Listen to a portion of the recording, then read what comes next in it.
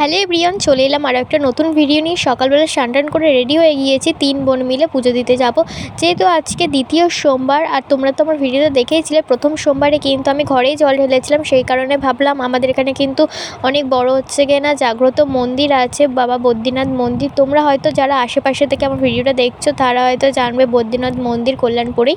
আর যারা যারা জানো অবশ্যই কমেন্টে জানিও। তারপরে কিন্তু মিষ্টির দোকানে চলে এসেছিলাম, মিষ্টির দোকানে এসে সন্দেশ কিনে নিলাম। তারপরে কিন্তু মন্দিরে চলে এসেছিলাম।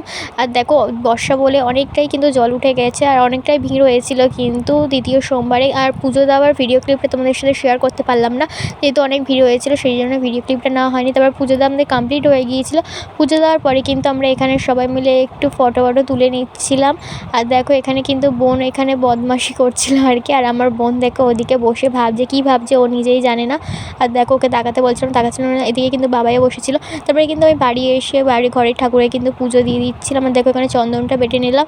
তারপরে কিন্তু এই যে বাবা মহাদেবকে কিন্তু স্নান করিয়ে কিন্তু গঙ্গা জল দিয়ে স্নান করিয়ে নিয়েছি। তারপরে কিন্তু আমার কাছে ফুল ছিল না, জানো তো আমাদের গাছে না একটাও ফুল ফোটেনি।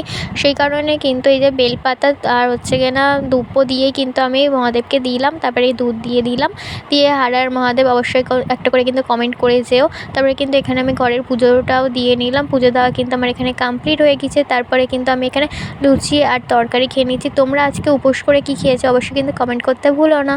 চলো ভালো থেকো, সুস্থ থেকো, নেক্সট ভিডিওতে দেখা হচ্ছে, টাটা।